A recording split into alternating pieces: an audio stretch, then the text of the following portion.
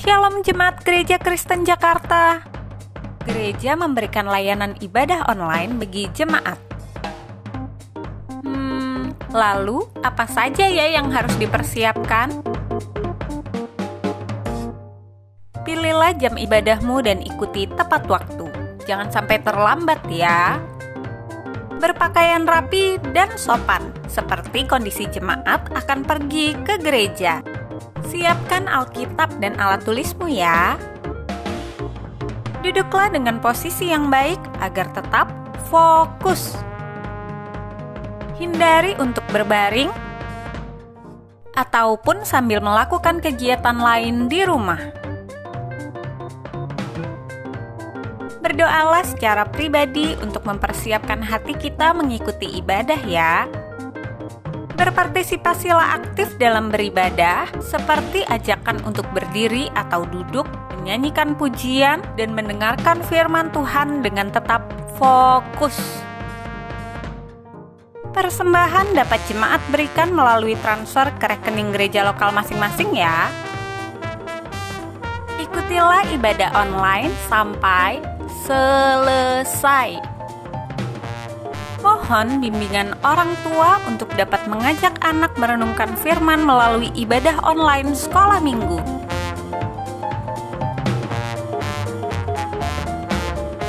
Selamat beribadah, Tuhan Yesus memberkati.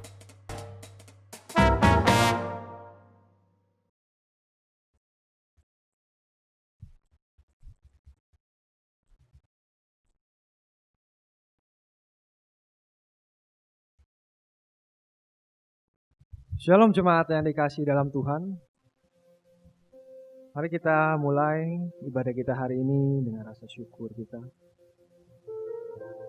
Kita mengucapkan syukur, kita ingin mengaku kesalahan kita. Kita awali ibadah kita dengan bersaat teduh.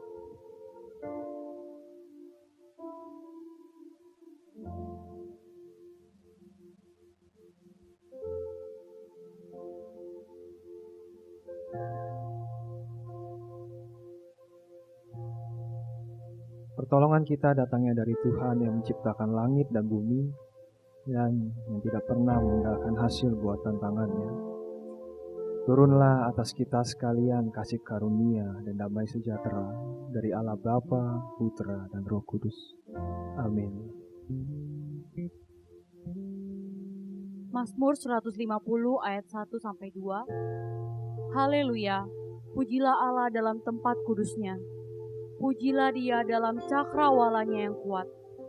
Pujilah Dia karena segala keperkasaannya. Pujilah Dia sesuai dengan kebesarannya yang hebat. Amin. Kita mau melihat hadirat Tuhan. Bukan karena hebat kita, bukan karena kemampuan kita. Kita dapat berada di dalam naungan Tuhan sampai hari ini. Tapi oleh karena Tuhan yang mau datang kepada kita, yang menarik kita dalam setiap luput dosa. Kali ini kita mau katakan, kami ingin mengejar hadirat-Mu Tuhan. Kami ingin dekat dengan-Mu.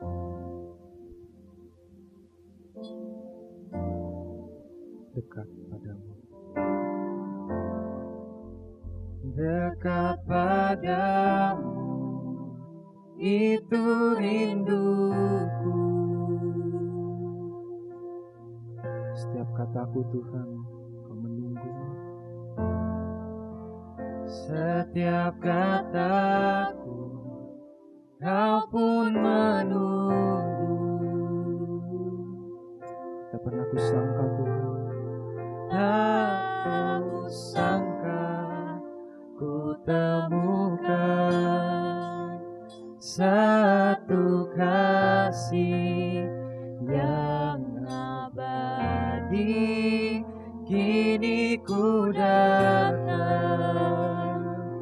dan ku bawa hidupku. Aku mau memandang wajah-Mu, mengikuti kebaikan-Mu, mengejar hadir-Mu dalam hidupku. Kami mau membawa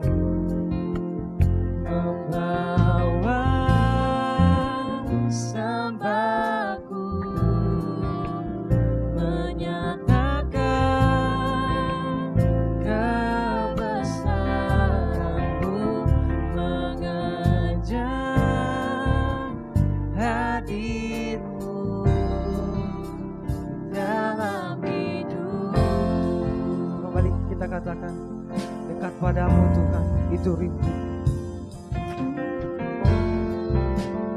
Dekat padamu, itu rinduku.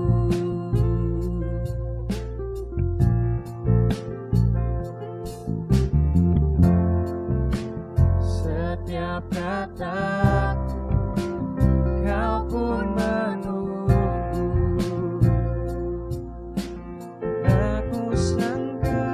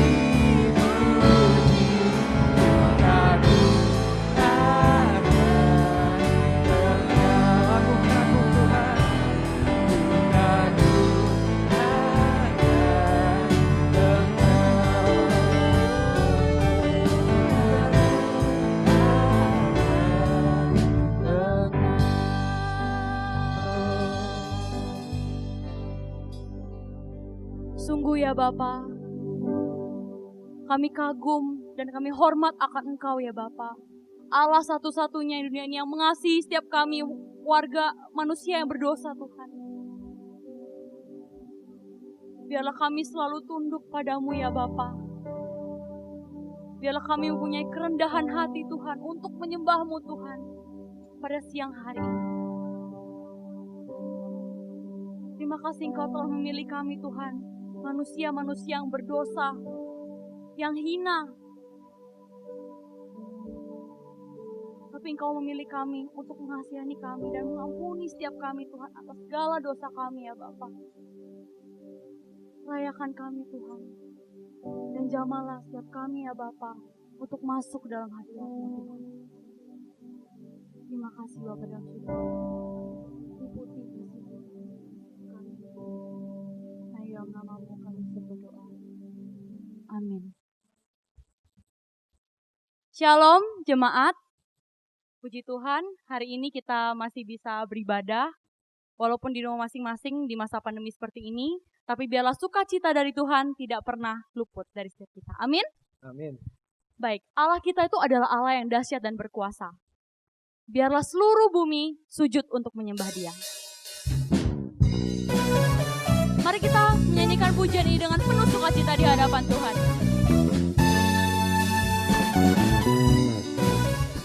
Kita katakan, dari utara dan ke selatan terdengar pujian bagi nama Allah. Dari utara ke selatan terdengar pujian bagi Allah. Dari barat sampai ke timur nama Yesus disanjung tinggi. Dari pulau-pulau, lembah-lembah, gunung-gunung yang tinggi. Katakan kemuliaannya, kemuliaannya disaksikan, kebesarannya diceritakan.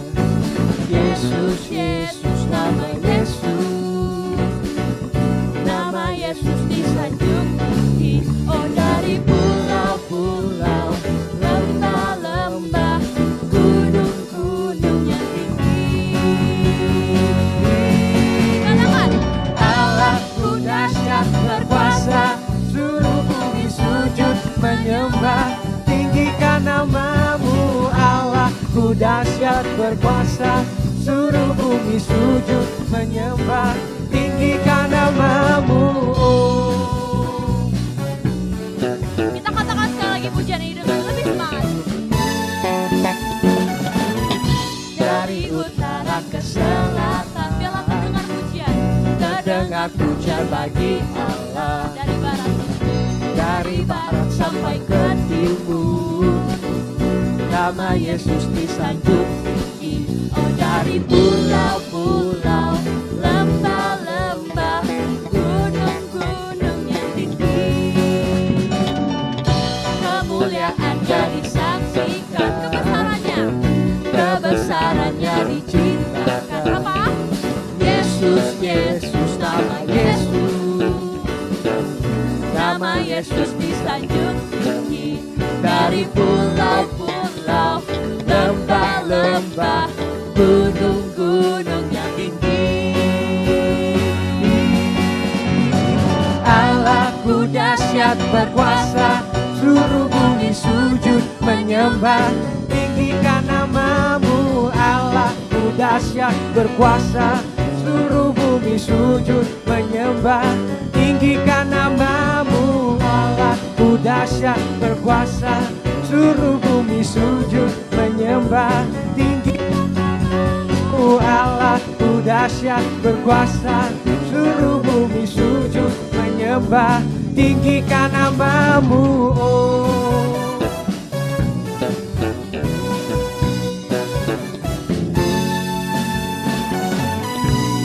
Berikan kemuliaan bagi nama Tuhan kita Yesus Kristus. Baik, kami mengundang untuk para jemaat untuk bangkit berdiri. Mari kita mengakui pengakuan iman kita, pengakuan iman rasuli. Aku Aku percaya kepada Allah, Bapa yang Maha Kuasa, Khalik langit dan bumi, dan kepada Yesus Kristus, anaknya yang tunggal Tuhan kita, yang dikandung daripada Roh Kudus, lahir dari anak darah Maria, yang menderita sengsara di bawah pemerintahan Pontius Pilatus, disalibkan, mati dan dikuburkan, turun ke dalam kerajaan maut. Pada hari yang ketiga, bangkit pula dari antara orang mati, naik ke surga, duduk sebelah kanan Allah, Bapa yang Maha Kuasa, dan dari sana ia akan datang untuk menghakimi orang yang hidup dan yang mati. Aku percaya pada Roh Kudus, gereja yang kudus dan am, persekutuan orang kudus, pengampunan dosa, kebangkitan tubuh, dan hidup yang kekal. Amin. Mari jemaat, sebelum kita mendengarkan firman Tuhan dengan tema pejuang Tuhan. Sebagai pejuang-pejuang Tuhan, Tuhan tidak akan pernah meninggalkan kita. Apapun rintangannya, Tuhan pasti akan menyertai, menolong kita. Karena Tuhan punya janji, Tuhan tak pernah gagal. Katakan, Engkau yang lebih tahu Tuhan.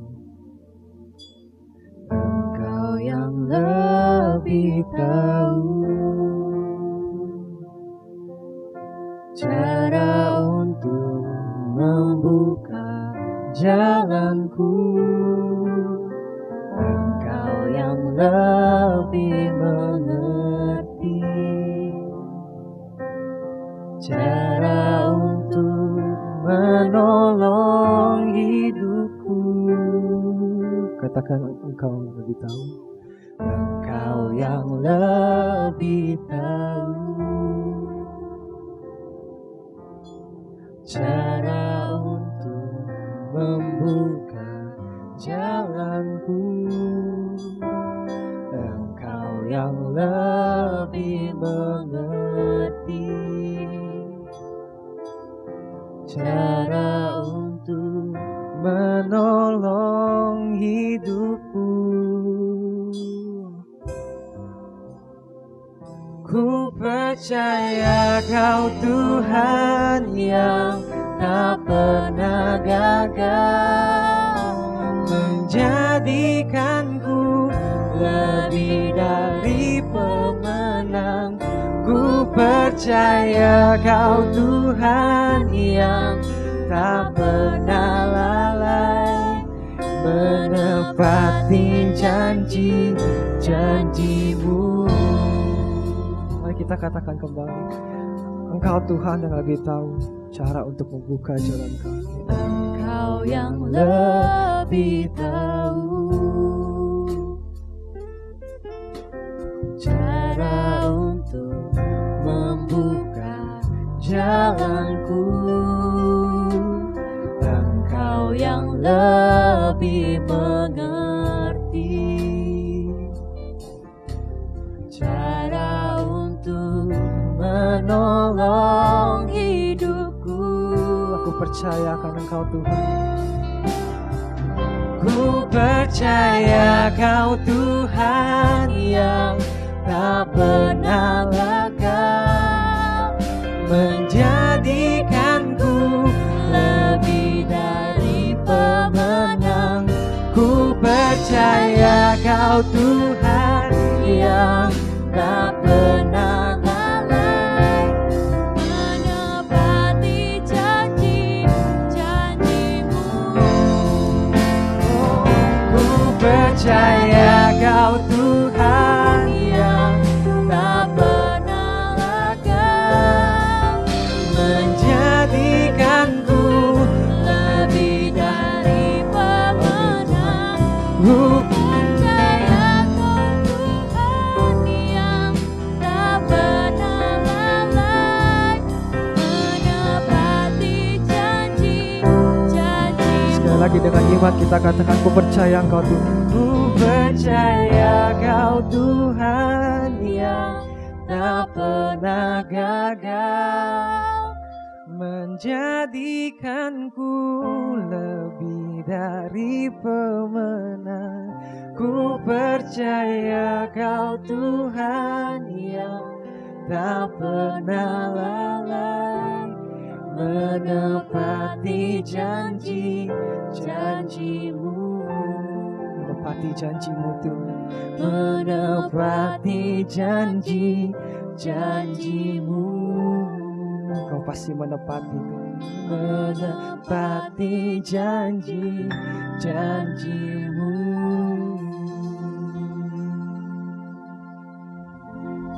Untuk hamba-Nya dipersilakan.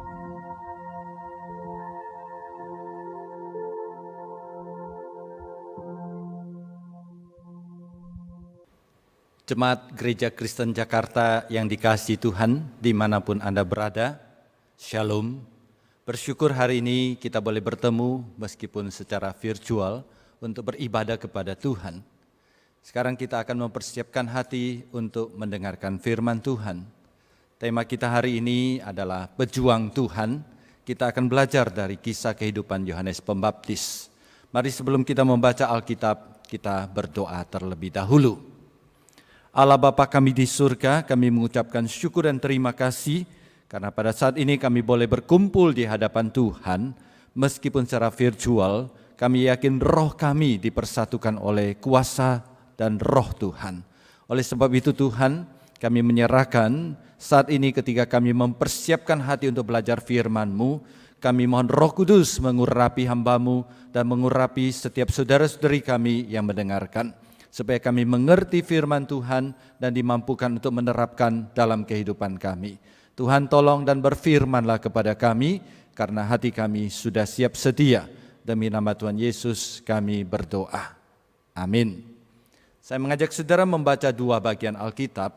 Yang pertama di dalam Lukas pasal ketiga, ayat ketiga sampai ayat ke-6. Alkitab berkata demikian. Maka datanglah Yohanes ke seluruh daerah Yordan dan menyuruhkan, bertobatlah dan berilah dirimu dibaptis, dan Allah akan mengampuni dosamu. Seperti ada tertulis dalam kitab nubuat-nubuat Yesaya. Ada suara yang berseru-seru di padang gurun, persiapkanlah jalan untuk Tuhan, luruskanlah jalan baginya. Setiap lembah akan ditimbun, dan setiap gunung dan bukit akan menjadi rata. Yang berliku-liku akan diluruskan, yang berlekuk-lekuk akan diratakan. Dan semua orang akan melihat keselamatan yang dari Tuhan. Bagian kedua di dalam Injil Yohanes pasal ketiga ayat ke-26 sampai dengan ayat ke-30. Injil Yohanes pasal ketiga ayat 26, demikian firman Tuhan. Lalu mereka datang kepada Yohanes dan berkata kepadanya, Rabi, orang yang bersama dengan engkau di seberang sungai Yordan, dan yang tentang dia engkau telah memberi kesaksian, dia membaptis juga dan semua orang pergi kepadanya. Jawab Yohanes, tidak ada seorang pun yang dapat mengambil sesuatu bagi dirinya, kalau tidak dikaruniakan kepadanya dari surga. Kamu sendiri dapat memberi kesaksian bahwa aku telah berkata, aku bukan Mesias, tapi aku diutus untuk mendahuluinya. Yang empunya mempelai perempuan, ialah mempelai laki-laki. Tapi sahabat mempelai laki-laki yang berdiri dekat dia dan yang mendengarkannya, sangat bersuka cita mendengar suara mempelai laki-laki itu. Itulah sukacitaku, dan sekarang sukacitaku itu penuh. Ya harus makin besar, tapi aku harus makin kecil. Demikian pembacaan firman Tuhan. Berbahagialah orang yang membaca firman Tuhan, menyimpannya di dalam hati, dan merenungkan siang dan malam, dan melaksanakan di dalam kehidupannya. Saudara sekalian, ada cerita tentang sebuah pesta pernikahan. Di dalam ruang pesta tersebut, masuklah seorang pria tampan dengan pakaian yang sangat necis. Saudara, orang-orang yang hadir sangat terpesona dengan ketampanan dan memuji sang pria tersebut. Dan ketika orang berkerumun kepada dia dan sedang memuji pria tersebut, maka masuklah seorang laki-laki lain, seorang pria lain yang lebih tampan dan berpakaian lebih necis. Nah saudara sekalian, ternyata yang pertama masuk itu cuma pengapit. Dia cuma pendamping mempelai. Yang kedua yang masuk, yang lebih tampan itu adalah pengantin prianya. Orang-orang sadar bahwa yang pertama cuma pengapit, yang kedua adalah mempelai yang sesungguhnya. Maka pujian sekarang ditujukan kepada orang kedua, yaitu mempelai yang sesungguhnya. Saudara sekalian, bagaimana seharusnya respons dari sang pengapit ketika dia ketahuan bahwa dia adalah seorang pengapit, seorang pendamping saja. Apakah dia akan marah kalau orang-orang meninggalkan dia kemudian pergi kepada mempelai pria? Seharusnya dia tidak marah karena dia cuma membuka jalan, mengantarkan jalan, membuka jalan supaya sang pengantin pria bisa masuk. Saudara sekalian, itulah yang dikatakan Yohanes Pembaptis di dalam Yohanes pasal 3 ayat 29 yang kita bacakan tadi. Di dalam kiasan tersebut, Yohanes Pembaptis mengatakan, kalau Mesias adalah mempelai, maka aku bukan mempelainya. Aku hanya pengantar, aku hanya pengapit, aku hanya pendamping, aku hanya pembuka jalan. Aku bukan sang mempelai itu. Mempelai itu adalah Yesus Kristus, sang Mesias itu. Dia adalah Tuhan semesta alam yang datang ke dalam dunia menjadi juru selamat manusia. Saudara sekalian, sikap seperti itulah yang membuat Yohanes Pembaptis menjadi seorang pejuang Tuhan. Saudara, dari teks yang kita baca hari ini, kita menemukan dua sifat yang dimiliki oleh Yohanes Pembaptis sebagai seorang pejuang Tuhan. Yang pertama, dia adalah seorang pejuang yang tahu diri. Saudara, orang yang tahu diri, siapa dirinya, siapa tuannya, dengan apa dia melayani dan bagaimana dia menyenangkan tuannya, akan melahirkan sebuah sikap pelayanan yang benar. Beberapa waktu yang lalu saya membaca sebuah berita lucu. Ada seorang warga pergi ke kantor camat, marah-marah di kantor camat. Kenapa? Karena ada tempat pembuangan sampah di dekat rumahnya, itu tidak dibuang-buang sampahnya. Ketika dia sedang marah-marah dan protes, maka masuklah seorang yang berpakaian seperti seorang tukang sampah. Nah, dia berpakaian seperti seorang tukang sampah. Sang orang yang protes tersebut langsung menunjuk kepada orang yang baru masuk itu dan berkata kepada dia, gara-gara kamu tidak buang sampah, maka sampah di depan rumah saya tumpuk dan bau sekali. Sekarang juga kamu pergi buang sampah itu. Nah, saudara, ketika dia berteriak dan marah kepada orang itu, orang-orang di dalam kantor camat itu semua ketakutan. Kenapa, saudara sekalian? Karena yang masuk itu adalah wali kota yang hari itu sedang berpakaian seperti seorang tukang sampah karena dia sedang mengajak rakyat untuk mengadakan kerja bakti. Nah, saudara sekalian, itulah akibat dari orang tidak tahu diri. Dia tidak tahu dia rakyat dan dia tidak tahu yang dimarah itu adalah seorang wali kota. Saudara, bersyukur Yohanes Pembaptis tidak seperti itu. Yohanes Pembaptis tahu siapa dirinya. Dia tahu siapa tuannya. Dan dia tahu kepada siapa dia melayani. Dan dia tahu untuk apa dia melayani. Karena itu dia tahu yang berhak mendapatkan kemuliaan, yang berhak mendapatkan pujian itu bukan dirinya. Tapi itu adalah Yesus Kristus, sang empunya kerajaan surga dan sang empunya pelayanan itu sendiri. Hal ini terbukti dari Yohanes pasal 3 yang kita bacakan tadi. Di ayat ke-26, ketika orang-orang berkata, Rabi, Guru, orang-orangmu, murid-muridmu yang begitu banyak itu, sekarang pada pergi mengikuti orang itu yang kamu perkenalkan. Bagaimana respon Yohanes? Yohanes di dalam ayat ke-27 dia menjawab. Dia berkata, tidak apa-apa, saya bisa melayani karena anugerah. Saya bisa melayani itu adalah pemberian Tuhan. Sudah selayaknya saya mengembalikan kemuliaan kepada dia. Dilanjutkan kepada ayat ke-28. Dia tegaskan lagi. Kamu sendiri sudah dengar. Aku sudah katakan kepada kamu. Aku bukan Mesias. Aku hanya utusan yang mendahului. Yang membuka jalan untuk Mesias. Mesias itu dia. Pergilah, ikutilah dia. Aku bukan Mesias itu. Kemudian dia lanjutkan dengan kiasan di ayat ke-29. Aku hanya sahabat dari sang pengantin. Sang mempelai laki-laki. Aku bersuka cita kalau sang pengantin laki-laki itu bersuka cita. Aku cuma sahabatnya. Dan aku membuka jalan untuk dia. Kemudian di ayat ke-30. Dia mengungkapkan satu kalimat yang luar biasa agung. Dia, yaitu Yesus Kristus, harus semakin besar, dia harus semakin bertambah. Dan aku, sang pembuka jalan, sang hamba, harus semakin kecil dan semakin berkurang. Saudara sekalian, Yohanes menyimpulkan pengenalan dirinya dengan kalimat ini. Yesus Kristus harus semakin bertambah. Yesus Kristus harus semakin mulia. Yesus Kristus harus semakin besar. Dan aku harus semakin kecil. Aku harus semakin tenggelam. Dan aku semakin tidak kelihatan. Saudara sekalian, ucapan seperti ini, seperti Yohanes Pembaptis tadi, itu gampang disampaikan oleh seseorang yang sedang gagal. Atau seorang yang pelayanannya biasa-biasa saja. Tetapi tidak gampang diucapkan oleh seseorang yang sedang naik daun. Diucapkan oleh seseorang yang sedang mengalami kesuksesan atau berada di puncak kesuksesan. Saudara tahu ketika Yohanes Pembaptis mengungkapkan kalimat ini, dia bukan baru memulai pelayanan.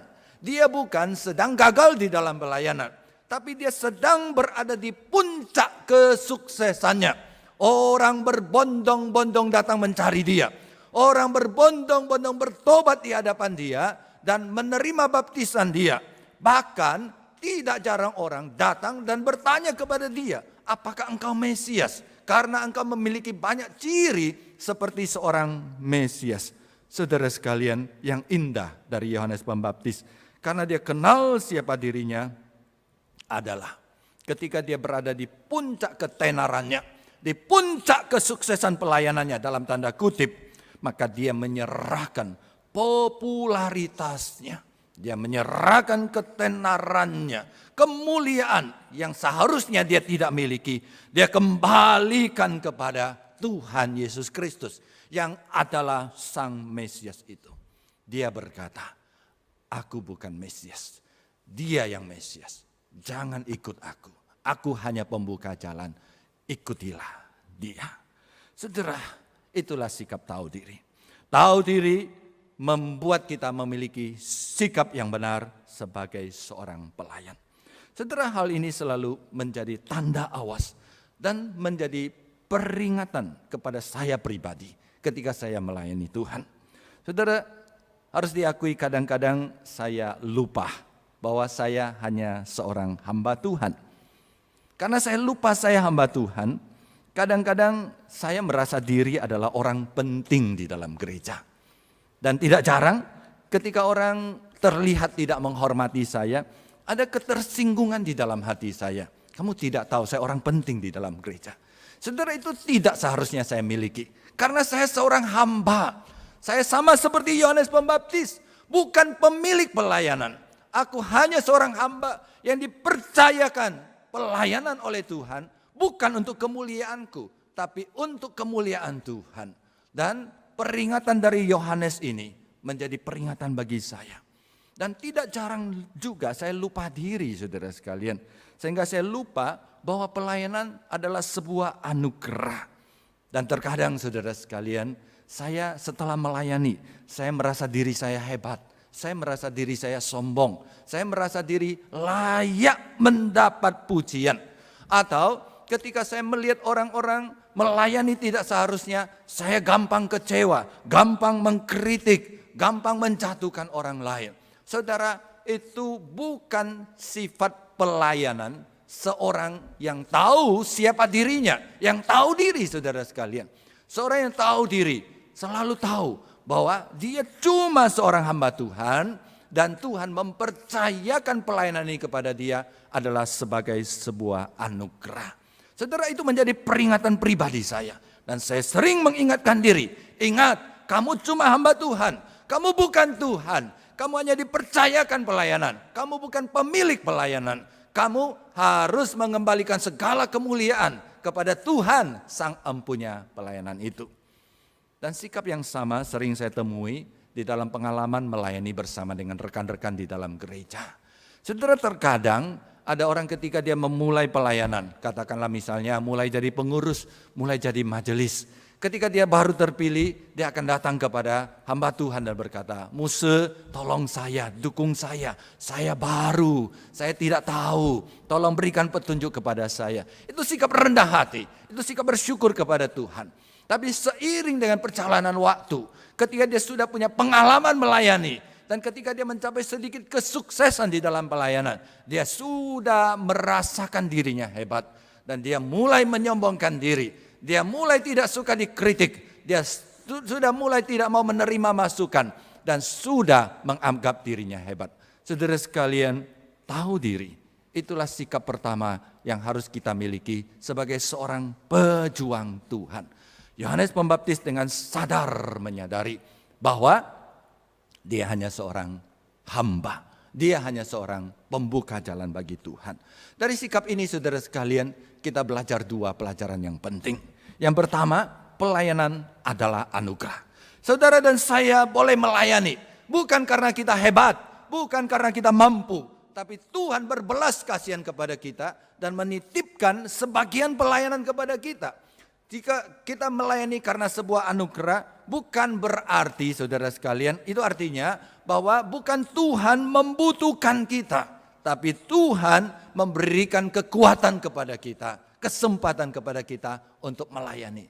Yang kedua, ketika kita katakan bahwa kita adalah hamba Tuhan dan Tuhan adalah sang pemilik pelayan, kita tahu diri, maka kita tahu bahwa tujuan pelayanan kita adalah untuk kemuliaan Allah. Jadi pelayanan bukan sebuah pertunjukan. Pelayanan bukan sebuah pembuktian bahwa saya mampu. Pelayanan itu bukan untuk mendapatkan pujian dari sesama, dan motivasi pelayanan kita harus murni. Bahwa kita mengembalikan segala kemuliaan kepada Allah. Saudara, Yohanes Pembaptis tahu diri. Dia berkata, aku bukan Mesias. Aku bukan sang pemilik pelayan itu. Pergilah kepada dia, ikutilah dia, yaitu Yesus Kristus. Karena dia adalah Mesias dan dia adalah sang Tuhan pelayan itu. Dan dia yang berhak mendapatkan kemuliaan, bukan saya. Dan biarlah sikap itu juga menjadi sikap kita ketika kita melayani. Aku hanya pembuka jalan, aku hanya seorang hamba. Aku melayani hanya karena anugerah. Oleh sebab itu apapun yang terjadi, segala kemuliaan harus dikembalikan kepada Allah kita di surga. Yang kedua saudara, seorang pejuang yang kita belajar dari Yohanes Pembaptis adalah seorang pejuang yang tahu tugasnya.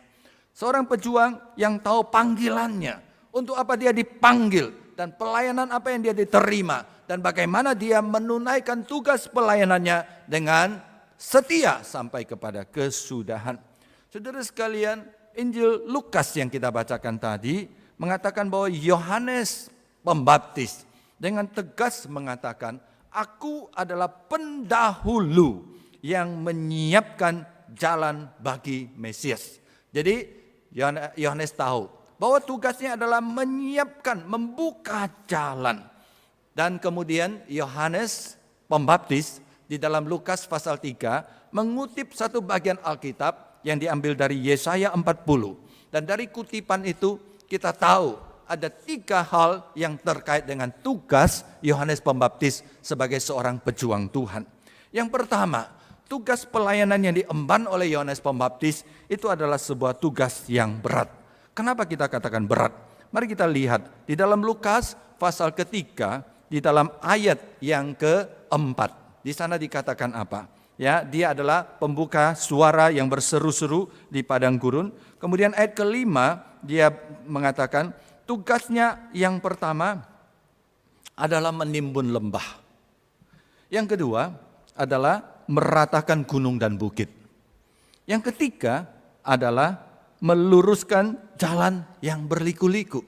Yang keempat adalah meratakan jalan yang berlekuk-lekuk. Saudara bayangkan, tugas dari Yohanes Pembaptis adalah menimbun lembah, meratakan gunung, meluruskan jalan yang berliku-liku, meratakan jalan yang berlekuk-lekuk. Dengan kata lain saudara sekalian, apa yang menjadi tugas dari Yohanes Pembaptis itu adalah satu tugas yang hampir mustahil. Tapi Yohanes tetap menjalankan. Kenapa? Karena dia mengandalkan Tuhan.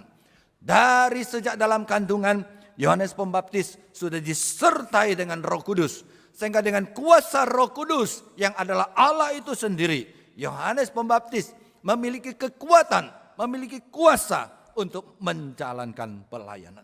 Saudara sekalian, seperti itulah tugas pelayanan kita sebagai hamba Tuhan. Tuhan tidak pernah berjanji kalau kita mengikut Dia, kalau kita melayani Dia, maka tugas pelayanan kita akan gampang dan ringan. Bahkan Tuhan sudah memberikan peringatan kepada kita. Ketika kita mengikut Tuhan, ketika kita melayani Tuhan, akan banyak air mata di dalam kehidupan kita. Akan banyak sekali penderitaan-penderitaan di dalam kehidupan kita. Saudara sekalian, bahkan tidak jarang ketika kita mengikut dan melayani Tuhan, kita akan terancam nyawa kita. Ketika kita melayani di Indonesia, umumnya kita cuma mendapatkan halangan kiri kanan, ancaman, tapi tidak dalam bentuk yang nyata. Tapi sebagian saudara-saudari kita yang melayani di daerah-daerah yang ekstrim membenci kekristenan, tidak jarang mereka ditangkap, tidak jarang mereka dipenjarakan, tidak jarang mereka dibunuh, tidak jarang rumah mereka dibakar. Saudara sekalian, itulah tugas pelayanan kita. Alkitab mengatakan kita akan menghadapi beban, medan pelayanan yang berat. Kita akan menghadapi orang-orang yang akan menentang kita. Kita akan menghadapi situasi yang berat. Tapi jangan khawatir, karena Allah tidak pernah membiarkan kita sendiri menjalankan tugas itu. Sama seperti Roh Kudus, sejak Yohanes Pembaptis di dalam kandungan sudah menyertai dan memberikan kuasa kepada dia. Karena Allah tahu bahwa pekerjaan Yohanes Pembaptis itu adalah hampir mustahil dan berat sekali. Demikian juga Allah kita, Allah yang sama akan menyertai kita, memberikan kekuatan kepada kita. Allah tidak pernah berjanji bahwa kehidupan dan pelayanan kita, waktu kita mengikut dia akan gampang dan lancar. Tapi Allah sungguh berjanji bahwa dia menyertai kita. Bukankah Yesus Kristus sebelum dia naik ke surga, dia berjanji kepada saudara dan saya yang adalah murid-muridnya. Dan ketahuilah, aku menyertai kamu senantiasa sampai kepada akhir zaman. Betul saudara sekalian, panggilan tugas kita itu berat. Panggilan tugas kita itu membutuhkan air mata dan perjuangan. Tapi jangan khawatir, ada kuasa Tuhan, ada Roh Kudus yang Allah sendiri menyertai dan memberikan kekuatan kepada kita. Saudara, Yohanes Pembaptis, gambaran tugasnya seperti mustahil, tapi dia berhasil menjalankan dengan baik. Kenapa? Karena dia mengandalkan Tuhan. Dan itulah menjadi pelajaran bagi kita. Kalau saudara merasa pelayanan saudara berat, kalau saudara merasakan bahwa pelayanan saudara penuh dengan perjuangan dan air mata, datanglah kepada Tuhan, dia akan menolong saudara. Yang kedua saudara sekalian, pekerjaan yang dilakukan Yohanes Pembaptis adalah pekerjaan yang kurang dihargai. Tadi saya mengatakan saudara sekalian, pekerjaannya adalah menimbun lembah, pekerjaannya adalah meratakan gunung, pekerjaannya adalah membetulkan jalan, meratakan jalan saudara sekalian. Saudara sekalian, saya tidak mengatakan orang yang mengerjakan pekerjaan jalan, orang yang mengerjakan pekerjaan-pekerjaan bangunan itu adalah pekerjaan yang hina. Saya tidak mengatakan seperti itu. Tapi saudara sekalian, orang-orang yang siang malam bekerja keras untuk memperbaiki jalan, untuk membangun jalan, untuk membangun bangunan-bangunan. Biasanya orang-orang itu tidak dihargai saudara sekalian. Tidak pernah ada satu jalan yang bagus sekali, rapi saudara sekalian, mulus, licin jalannya, bagus sekali. Lalu nama pembangun jalan itu, yaitu tukang-tukang yang membangun jalan itu, buru-buru yang membangun jalan itu, namanya dicatat di sana. Enggak saudara sekalian, orang sama sekali melupakan mereka. Paling-paling yang diingat itu adalah pemerintahnya, atau yang diingat itu adalah pemborongnya atau kontraktornya. Saudara, seperti itulah ya implikasi dari tugas pelayanan kita sebagai hamba Tuhan. Nah saudara sekalian, hal ini mengindikasikan bahwa seringkali ketika kita melayani Tuhan, kita kadang-kadang kurang dihargai oleh sesama. Meskipun kita melakukan yang terbaik, seringkali kita bukan mendapatkan pujian, meskipun kita melayani bukan untuk mendapatkan pujian, tapi kita lebih sering mendapatkan kritikan. Nah, kalau saudara sudah berusaha terbaik melayani dan saudara kurang dihargai, saudara tidak perlu kecewa. Kenapa? Karena pelayanan kita dihargai oleh Allah yang mengingat dan yang membalas pelayanan kita. Saudara sekalian, yang terjadi di dalam pelayanan kita, seringkali kita tidak mendapatkan apresiasi, tapi kita lebih banyak dicela dan dikritik. Kadang kita melakukan 1000 pelayanan dengan benar, tidak ada orang memperhatikan. Tapi kalau kita melakukan satu pelayanan yang salah, banyak orang mengkritik kita. Saudara jangan kecewa, karena itu sudah dicatat di dalam Alkitab. Pekerjaan menambal jalan, pekerjaan membetulkan jalan, meratakan gunung. Meskipun berat, tapi itu tidak dihargai, kurang dihargai oleh sesama manusia. Tapi Tuhan menghargai. Satu pelajaran bagi kita saudara sekalian, sebagai sesama pelayan, kita belajar satu poin yang penting. Mari kita belajar untuk lebih banyak apresiasi kepada sesama pelayan kita, dan mari kita belajar untuk mengurangi kritik, saudara. Ya, mari kita belajar lebih banyak apresiasi, dan mari kita tentu apresiasi yang tulus, apresiasi yang keluar dari bagian terdalam hati kita, dan mari kita kurangi kritik kiri, kritik kanan di dalam pelayanan di gereja. Yang ketiga, yang terakhir, pekerjaan yang dilakukan oleh Yohanes Pembaptis sebagai seorang yang tahu tugasnya, itu adalah pelayanan yang mulia. Tugas pelayanan Yohanes Pembaptis adalah pelayanan yang mulia. Kenapa saya katakan pelayanan ini mulia? Karena Lukas pasal 3 ayat 6 yang kita bacakan tadi, bahwa hasil pelayanan dari Yohanes Pembaptis adalah semua orang akan melihat keselamatan dari Tuhan. Yohanes melayani dengan susah payah, dengan tidak dihargai. Tapi ujung-ujungnya dia mendapatkan penghargaan yang mulia dari Allah. Karena apa? Karena hasil pelayanannya akan membuat semua orang melihat keselamatan yang dari Tuhan. Saudara, pesan ini seharusnya menjadi dorongan dan hiburan yang kuat bagi saudara, untuk saudara dan saya untuk sungguh-sungguh melayani. Saudara sekalian, berkat pelayanan Yohanes Pembaptis, semua orang melihat keselamatan dari Tuhan. Saya percaya tidak ada pekerjaan, tidak ada pelayanan yang lebih mulia dibandingkan dengan mengantarkan keselamatan dari Tuhan kepada orang-orang di sekitar kita. Jadi saudara sekalian, pekerjaan dan pelayanan Yohanes Pembaptis adalah membuka jalan, mengantarkan keselamatan dari surga ke dalam dunia, supaya orang-orang bertemu dengan Sang Juru Selamat itu dan mendapatkan keselamatan di dalam kehidupannya. Oleh sebab itu, mari kita kerjakan pelayanan kita dengan sungguh-sungguh dan dengan penuh sukacita. Saudara yang dikasihi Tuhan, baru 2 hari yang lalu kita merayakan hari Natal. Apa itu hari Natal?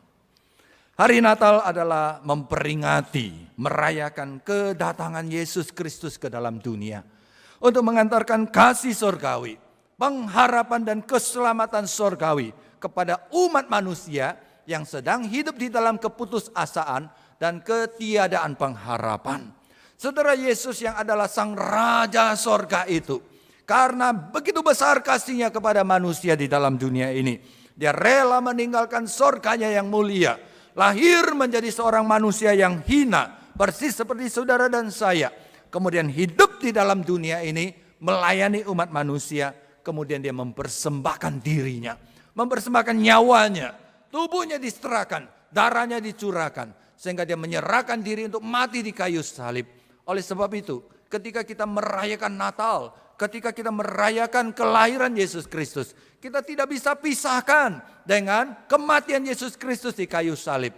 Karena tujuan kedatangan Yesus Kristus adalah untuk mati bagi manusia di kayu salib, untuk membawa keselamatan. Saudara sekalian, Tuhan kita, Sang Mesias yang diperkenalkan oleh Yohanes Pembaptis itu, sudah menggenapkan keselamatan itu dengan mati di kayu salib. Tugas dari Yohanes Pembaptis adalah mewartakan, dan tugas dari saudara dan saya juga mewartakan bahwa Yesus sudah datang, Yesus sudah mati, dan ada keselamatan di dalam Yesus Kristus. Saudara, Yohanes Pembaptis tidak dipanggil untuk menjadi juru selamat. Saudara dan saya juga tidak dipanggil untuk menjadi juru selamat. Tugas saudara dan saya adalah memperkenalkan juru selamat itu, yaitu Yesus Kristus, kepada orang-orang di sekitar kita. Dan itu adalah tugas yang mulia. Saudara sekalian, kalau ketika kita memperkenalkan orang dengan Yesus Kristus yang keselamatan itu, dan orang itu menerima dan percaya Tuhan Yesus, betapa bahagianya dan sukacitanya hati kita. Karena apa? Karena ketika ada jiwa yang diselamatkan, di surga juga ada pesta. Saudara, kebenaran ini bahwa pelayanan kita meskipun berat, meskipun kurang dihargai, tapi mulia di hadapan Tuhan, sungguh menjadi kekuatan dan pendorong semangat bagi kita, supaya ketika kita melayani Tuhan, kita melayani dengan sungguh-sungguh, mempersembahkan yang terbaik untuk kemuliaan nama Tuhan. Saudara sekalian, hari ini kita belajar 2 poin yang penting tentang seorang pejuang Tuhan. Seorang pejuang Tuhan, dia tahu diri. Dia tahu siapa dirinya, dia tahu siapa Tuannya. Seorang pejuang Tuhan, dia tahu tugasnya. Tugasnya adalah mewartakan Sang Mesias, Sang Juru Selamat yang telah lahir pada hari Natal untuk membawa keselamatan kepada dunia. Kiranya kita semua melayani dengan setia.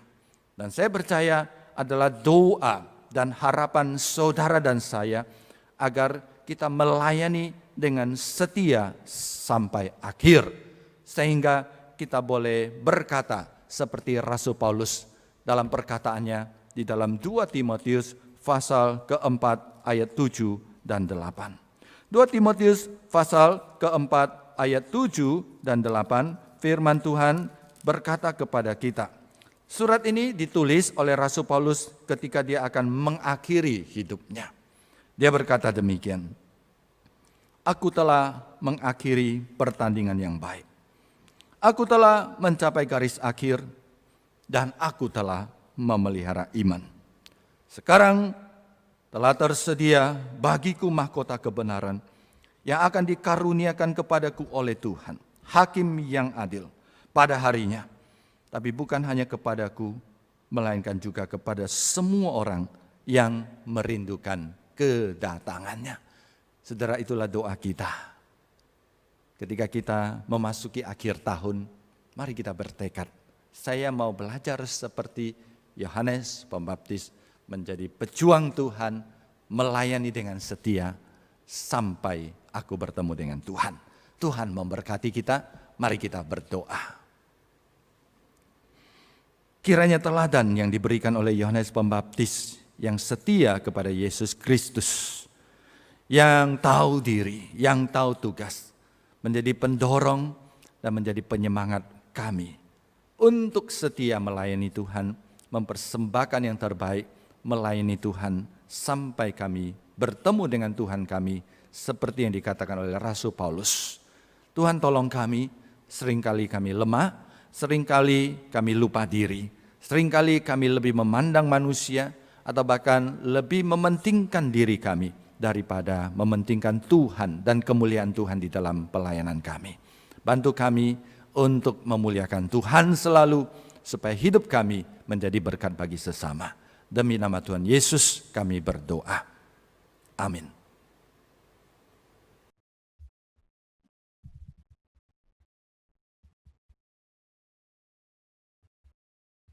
Terima kasih kepada hambanya yang telah menyampaikan firman Tuhan. Semoga Tuhan memberkati. Saya akan membacakan warta sinode kita. Warta Sinode GKJ 27 Desember 2020. Syarat dan ketentuan bagi calon pasutri yang ingin melangsungkan pemberkatan nikah kudus di Gereja Kristen Jakarta dapat dilihat melalui akun Instagram Sinode GKJ, Sinode Gereja Kristen Jakarta. Kemudian, kelas SMK Saya Murid Kristus, kelas SMK 1-3 akan dimulai pada bulan Januari 2021. Pendaftaran sudah bisa dilakukan mulai dari sekarang dengan sekretariat gereja lokal masing-masing.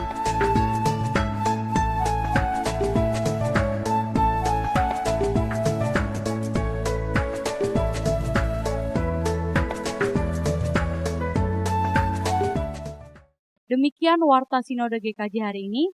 Terima kasih atas perhatian Bapak, Ibu, dan saudara-saudara. Tuhan Yesus memberkati. Kita akan berikan yang terbaik pada Tuhan. Mari kita angkat pujian Feliz Navidad.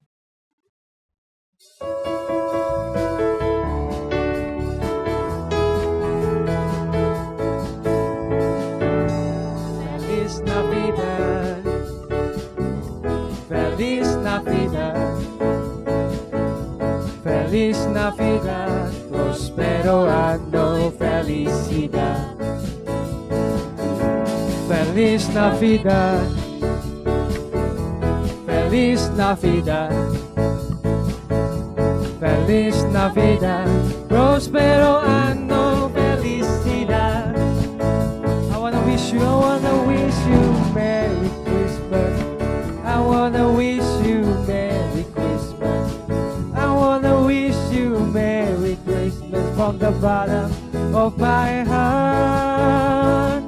I wanna wish you Merry Christmas. I wanna wish you Merry Christmas. I wanna wish you Merry Christmas from the bottom of my heart. Feliz Navidad, Feliz Navidad, Feliz Navidad,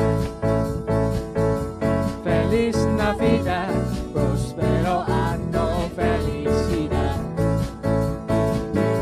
Feliz Navidad, Feliz Navidad, Feliz Navidad, prospero año, felicidad. I wanna wish you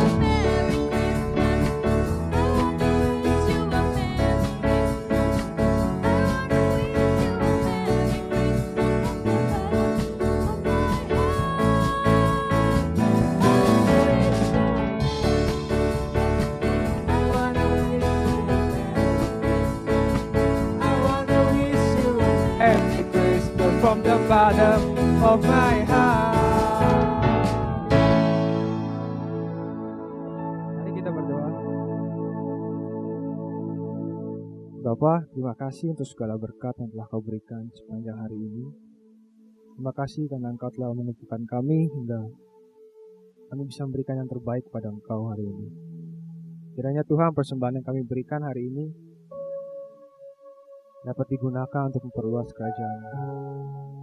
Dalam persembahan ini dapat berguna Tuhan untuk memajukan gereja-gereja lokal, untuk memuliakan nama-Mu, dan sebagai ucapan syukur kami kepada-Mu. Biarlah berkati tangan-tangan yang akan mengelola persembahan ini, supaya bisa memuliakan nama-Mu. Terima kasih untuk semua yang telah Kau berikan. Kami mau berdoa dan mengucap syukur dalam nama Tuhan Yesus Kristus. Haleluya. Amin. Kita akan mengakhiri ibadah kita hari ini. Kita angkat satu doksologi.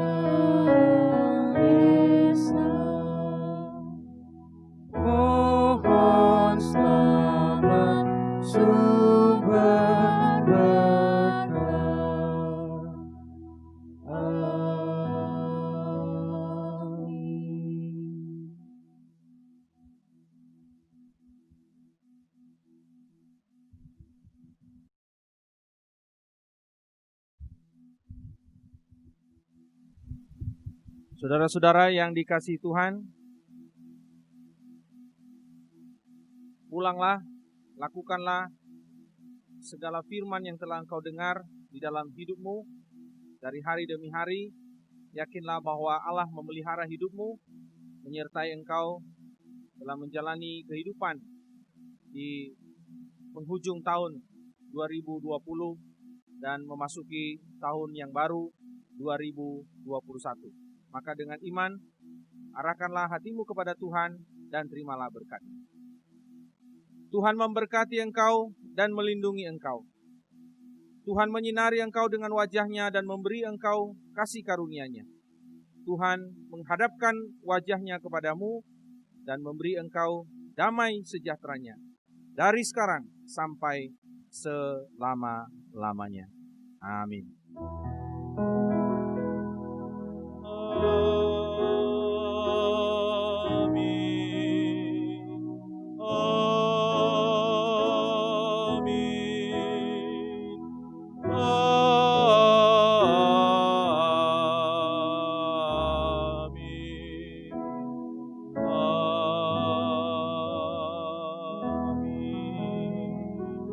Jemaat dipersilakan duduk kembali. Ibadah hari ini selesai. Tuhan Yesus memberkati kita sekalian.